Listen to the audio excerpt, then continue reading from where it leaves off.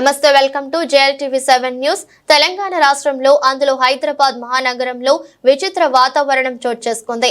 పగలు ఎండలు, సాయంత్రం మబ్బులు, రాత్రి వర్షాలు. గత వారం రోజుల నుంచి ఈ విచిత్ర వాతావరణం రాష్ట్రంలో చోటు చేసుకోవడం, అందులో భారీ వర్షాలు కురవడంతో రాష్ట్ర ప్రజలు బెంబేలెత్తుతున్నారు. ఇది వాస్తవం. వాతావరణ శాఖ వారు ఇంకా 5 రోజుల పాటు వర్షాలు, అతి భారీ వర్షాలు పడతాయని తెలియజేయడం, ప్రజలు అప్రమత్తంగా ఉండాలని, బయటికి వెళ్లవద్దని కూడా హెచ్చరికలు జారీ చేసిన సందర్భాలున్నాయి. ఏది ఏమైనప్పటికీ కురిసిన వర్షాలకు రాష్ట్రంలో చెరువులు, కుంటలు నిండిపోయి వాగులు పొంగి ప్రవహిస్తుండగా హైదరాబాద్ మహానగరంలో లోతట్టు ప్రాంతాలు జలమయమైంది. దీంతో ప్రజల, వాహనదారులు, రైతుల ఇబ్బందులు వర్ణించలేని విధంగా పరిణమించాయి. రాష్ట్ర ప్రభుత్వం ఎన్ని కట్టుదిట్టమైన భద్రతా చర్యలు చేపట్టినా ఏం ప్రయోజనం లేకుండా పోతుంది.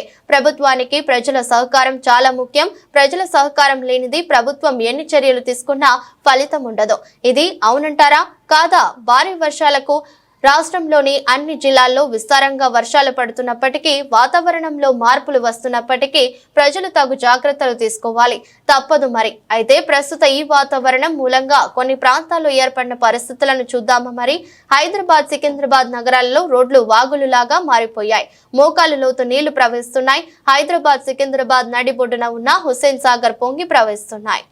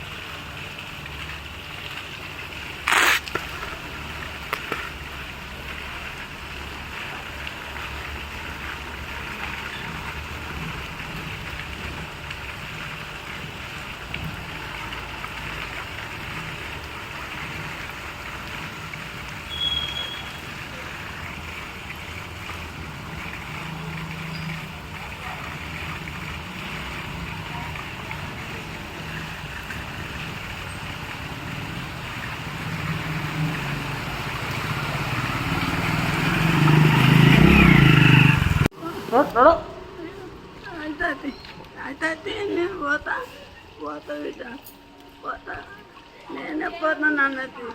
అయితే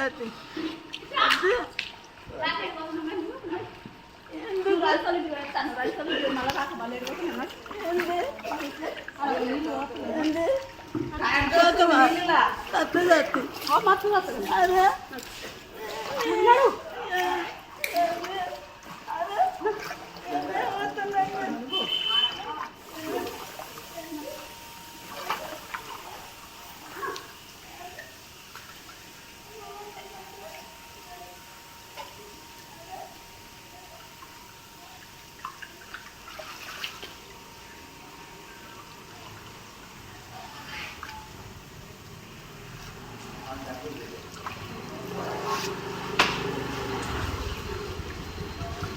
आओ जी बैठो।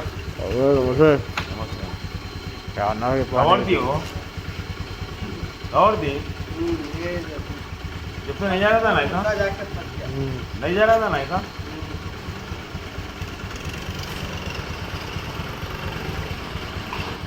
मैं वही बोल रहा हूँ, वहाँ पे नहीं आए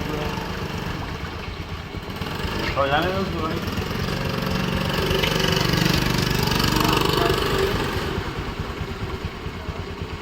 क्या